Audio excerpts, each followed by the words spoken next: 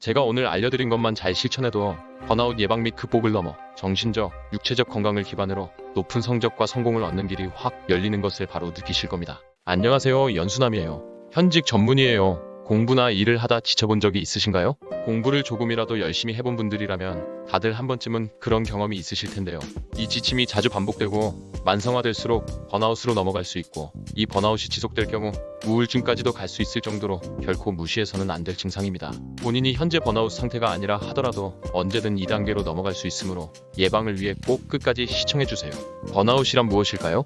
말 그대로 완전히 타서 소멸한 것을 의미하며 정신의학적으로 신체적, 정신적 힘이 고갈되어 완전히 탈진된 상태를 말합니다. 즉, 하나의 일에 몰두하던 사람이 정신적, 육체적 피로감을 극도로 느껴 수면장애, 우울증, 대인기피증 등도 일으킬 수 있는데요. 심지어 인지, 학습 능력, 집중력 감소, 업무 효율 저하 등을 일으킬 수 있습니다. 그래프를 보면 알 수 있듯 적당한 스트레스는 수행 능력을 증가시키지만 지나친 스트레스는 수행 능력을 감소시키게 되고 번아웃 상태는 2단계까지 왔다고 봐도 무방합니다. 최근에 본인의 공부나 업무 효율이 감소했다고 느낀다면 번아웃 상태는 아닌지 점검해 볼 필요가 있습니다. 번아웃 증후군은 WHO에서 질병까지는 아니고 직업 관련 증상으로 규정했는데요. 원래 직장인들을 대상으로 한 증상으로 언급했지만 공부에서도 충분히 적용할 수 있어 이와 연관지어 설명드리겠습니다.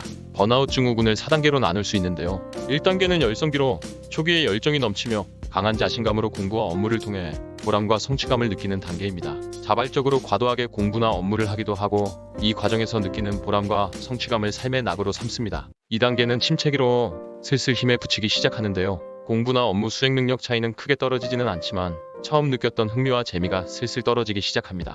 보람 자체도 서서히 사라지며 업무 그 자체보다도 본인의 근무 환경이나 근무 시간, 임금 등을 챙기게 됩니다. 3단계는 좌절로 자신의 능력에 대해 의구심을 갖게 되며 본인이 가치가 없는 사람이라 생각하며 회의감을 갖게 됩니다. 노력한 만큼 성과가 안 나는 것을 자주 경험한 후로 본인의 분야에서 뛰어난 업적을 내겠다는 야망도 사라지게 됩니다.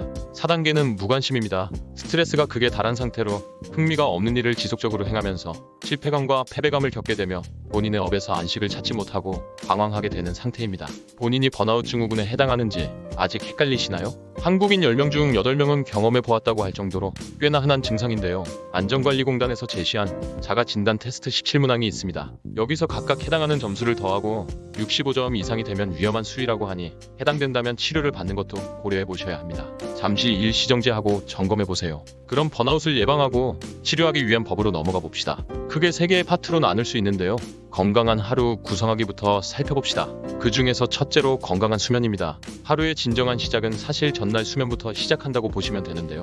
번아웃이 있는 사람은 대부분 수면장애가 있고 수면장애가 있는 사람은 반대로 번아웃으로 가기도 쉽습니다. 인간의 에너지를 100점 만점으로 봤을 때 숙면을 취한 사람은 100의 에너지로 하루를 시작하게 되고 제대로 숙면을 못 취한 사람은 60점, 70점으로 하루를 시작한다고 봐야겠죠. 건강한 수면을 위한 방법은 제 수면관리의 정석편에서 자세히 설명해놨으니 참고 부탁드립니다. 둘째로 아침 식사의 중요성. 의외로 많은 분들이 아침 식사의 중요성을 간과하고 계시는데요. 특히 아침에 단백질을 먹어주는 게 중요합니다. 이 단백질이 우리 몸에서는 스스로 합성할 수 없는 아미노산인 트립토판으로 바뀌고 이 트립토판은 다시 세로토닌으로 바뀝니다. 행복 호르몬이라 불리는 이 세로토닌이 신체적, 정신적으로 탈진된 우리를 다시 일으켜 세워주는 힘을 주는데요. 나아가 다시 밤이 되면 세로토닌은 멜라토닌으로 바뀌어 건강한 수면을 취하는 데도 도움을 주게 됩니다. 즉, 아침에 먹은 제대로 된 식사가 하루의 삶의 질을 결정한다고 생각하세요.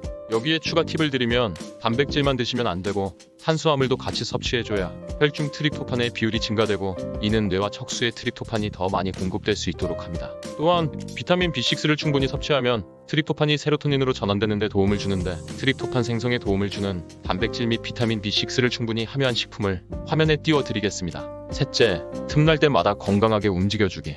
건강한 수면과 아침 식사로 상큼하게 하루를 시작했다면 나머지 하루를 보내는 데 있어 틈날 때마다 스트레칭을 통해 긴장된 근육을 풀어주고 하루 10분이라도 산책을 하며 자연을 느껴보는 겁니다. 자연이라고 해서 거창할 건 없고 푸른 하늘을 바라보는 것, 길에 심어져 있는 나무를 관찰하는 것, 바람의 소리를 듣고 감촉을 느껴보는 것 등이 있는데요. 우리는 자연에서 온 존재인 만큼 자연에 나 자신을 잠시라도 맡김으로써 온전히 에너지를 보충하는 시간을 갖는 겁니다. 그리고 꾸준한 운동 루틴을 정해 건강한 몸과 마음을 유지해 줄 수 있도록 합시다.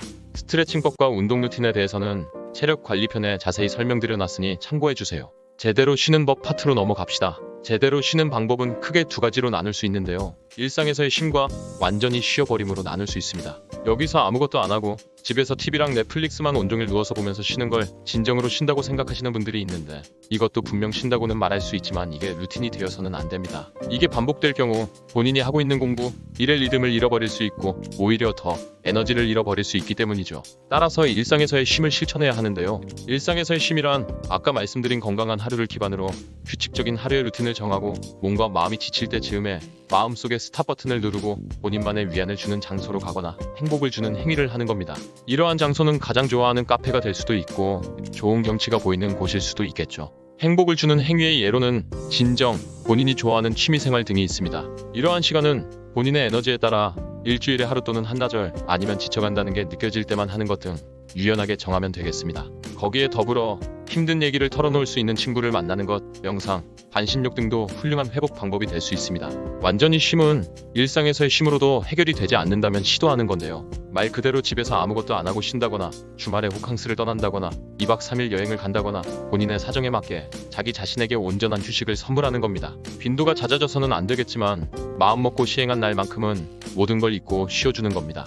마지막으로 마인드셋, 첫째로 본인의 마음 들여다보기입니다. 내가 왜 이렇게까지 나를 혹사시켜가며 열심히 하고 있는지, 과거의 나와 미래의 나를 살펴볼 필요가 있는데요. 과거의 트라우마나 열등감을 잘못된 방식으로 현재 일로서 풀어내려고 하고 있는 건 아닌지, 미래에 성취하고자 하는 일이 본질적으로 허상은 아닐지 진지하게 본인과 대화해보는 시간을 가져보기 바랍니다.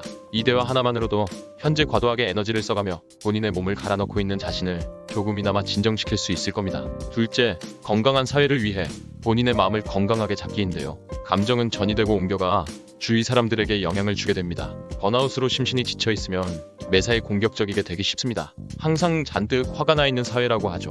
주위 사람, 나아가 사회 전체에 화를 가라앉힐 수 있도록 우리부터 여유를 찾고 건강한 감정을 퍼뜨릴 수 있도록 합시다. 셋째, 진정한 성공으로 가는 길. 세계적인 부자들의 공통적인 습관으로 명확한 휴식 주간을 만들고 뇌가 다시 돌아갈 수 있는 힘을 만든다고 합니다.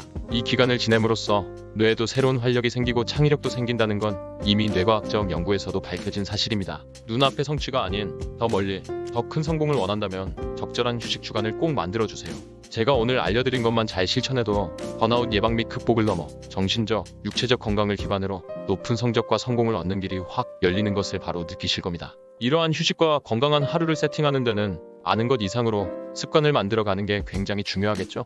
습관을 제대로 정착시키는 방법은 멤버십 회원 전용 영상에 올려두었으니 더 자세히 알고 싶으신 분들은 구독력, 가입 버튼 눌러주시고요. 다음 시간에는 시험 기간이 다가오는 만큼 높은 학점과 내신에서 높은 등급을 받을 수 있는 내신 공부법으로 돌아오겠습니다. 기대된다면 구독과 좋아요, 알림 전체 설정 맞추고 기다려주세요. 감사합니다. 당당.